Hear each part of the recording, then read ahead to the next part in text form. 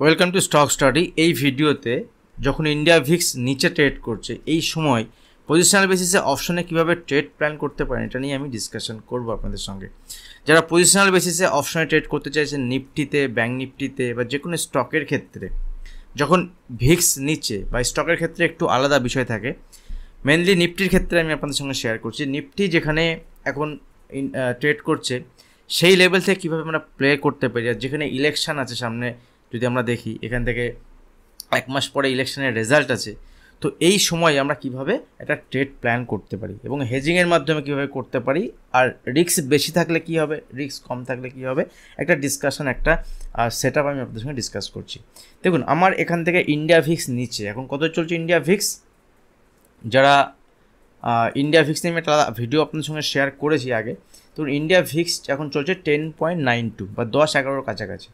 তো India Vicks যখন এরকম 10-11 কাছাকাছি থাকে, দ্যাট মিনস এখান থেকে ভিক্স যদি রিভার্স ডাইরেকশানে যায়, রিভার্স মানে কি, যদি নিচের দিকে ফল হয়েছে এখন যদি উপরের দিকে যায়, উপরের দিকে ভিক্স যাওয়া মানে অপশনের প্রিমিয়াম বেড়ে যাবে। ঠিক আছে, ধরুন এখন যদি আমরা ইন দ্য মানি বা অ্যাট দ্য মানি, ধরুন এখন নিফটি চলছে কত 22,400 কাছাকাছি নিফটি চলছে। দেখুন, এটা অপশান চেন অফস্টাতে, এবং এখানে যদি আমরা দেখি লেফট সাইডে কলের যে ডিটেলস আছে এবং রাইট সাইডে পুটের ডিটেলস আছে। তো এখানে এলটিভি মানে লাস্ট ট্রেড প্রাইস, এখানে এলটিভি মানে লাস্ট ট্রেড প্রাইস, এবং এখানে 22,450 যদি আমরা দেখি অ্যাট দ্য মানিতে 154 টাকা হচ্ছে কলের দাম এবং পুটের দাম হচ্ছে 110 টাকা। তো এই সিচুয়েশানে, যে সিচুয়েশানে আমি আপনার সঙ্গে ডিসকাস করলাম যে লো ভিক্স, এখান থেকে পজিশনাল বেসিসে কীভাবে আমরা আগামী 1 মাসের জন্য প্ল্যান করতে পারি বা আগামী 10-15 দিনের জন্য মার্কেটে প্ল্যান করতে পারি। যদি মার্কেটে শুট আপ হয় ভিক্স যদি দেখি, সেক্ষেত্রে আমরা কীভাবে প্ল্যান করতে পারি, কারণ এখন যেহেতু ইন্ডিয়া ভিক্স নিচে, তো অপশনের প্রিমিয়ামও কম। ঠিক আছে, এখন যদি আমরা দেখুন এখান থেকে যদি আমরা একটু আউট অফ দ্য মানি যাই, আউট অফ দ্য মানি দেখুন 22,400 যে পুট আছে তার দাম 91 টাকা, 22,500 আউট অফ দ্য মানি যে কল আছে তার দাম হচ্ছে 125 টাকা, 22,600 80 টাকা। যদি আমি এখান থেকে এই স্ট্র্যাটেজি করতে চাই তাহলে আমাকে মান্থলি বেসিসে যেতে হবে। মান্থলি মানে এই মাসের যে এক্সপায়ারি ডেট আছে এটা হচ্ছে 30শে মে। 30শে মে যদি আমি দেখি, যদি আমার মনে হয় মার্কেট এখান থেকে শুট আপ করবে 2-4 দিনের মধ্যে, 10 দিনের মধ্যে কোনো দিকে বড় ব্রেকডাউন হবে, দেখা তো সেরকম কিছু যাচ্ছে না, সেক্ষেত্রে আপনারা কি করতে পারেন, দেখুন এখান থেকে 22,400 যেটা আছে, মার্কেট 450 কাছে চলছে, তা একটু দূরে আমি দেখছি 22,300 পুট অপশান, এটা বাই করা যেতে পারে। আর এখান থেকে যদি আমরা উপরের দিকে দেখি 22,650 যে কল অপশান তার দাম চলছে 280 টাকা, এটাকে বাই করা যেতে পারে। বা ধরুন 22,700 যে কল অপশান তার দাম চলছে 250 টাকা, এটাকে বাই করা যেতে পারে। যদি আমি এই দুটোকে দেখি, দেখুন এটাকে যদি আমি বাই করি, আমি আপনাদের সঙ্গে একদম বাই সেল করে শেয়ার করব। যদি আমরা এটাকে বাই করি তাহলে আমি এখানে চলে যাব বিল্ডার। ঠিক আছে, মানে এখানে গিয়ে আমরা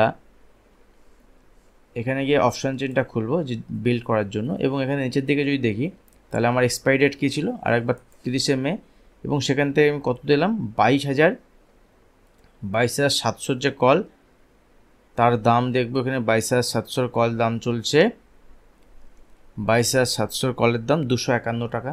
ঠিক আছে, 251 টাকা।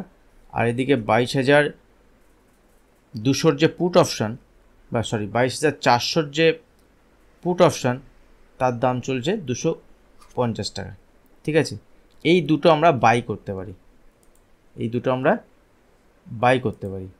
যদি আমি এটা বাই করি অ্যাট পজিশান 1 লট, এটাও আমি বাই করব অ্যাট পজিশান বাই 1 লট। ঠিক আছে, করলাম।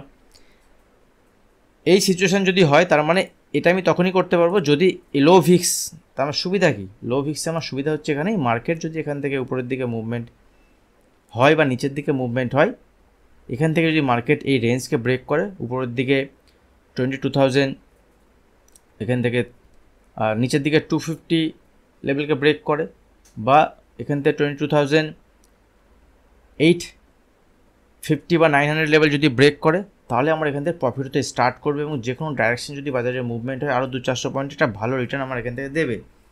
এবং রিটার্নটা কত দেবে দেখুন, এটা পুরো আমার রিটার্ন, এটা ফুল আমার রিটার্ন দেবে, এইটা এই গ্রিন যে কালারটা আছে, এবং এখান থেকে কিন্তু রিটার্ন বাড়বে। দেখুন 10,000, 20,000, 30,000।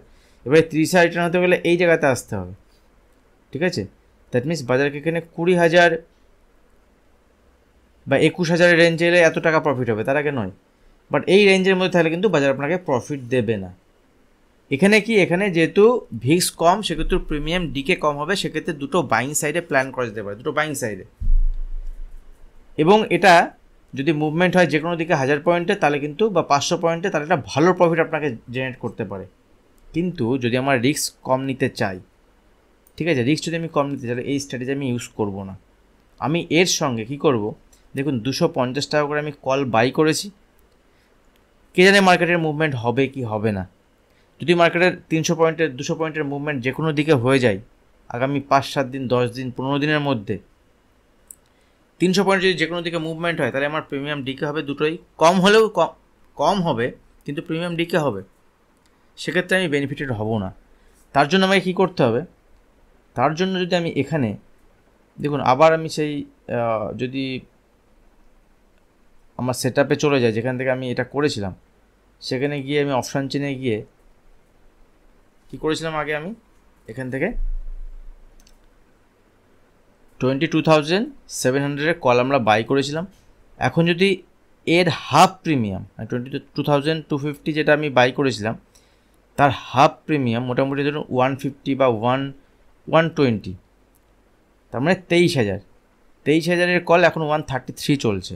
এটা যদি আমি সেল করি সম পরিমাণ, মানে 1 লট আমি বাই করেছিলাম, 1 লট সেল করলাম কল, এবং সেম যদি আমি এখানে 22,400 যে পুট অপশান আমি বাই করেছিলাম এর হাফ, সেটা হচ্ছে 21,100, 156 টাকা, মোটামুটি 22,000, ঠিক আছে, সরি 22,100, এখানে 22,000 তার দাম 132 টাকা যে পুট অপশান, সেটা আমি 1 লট এখানে সেল করলাম।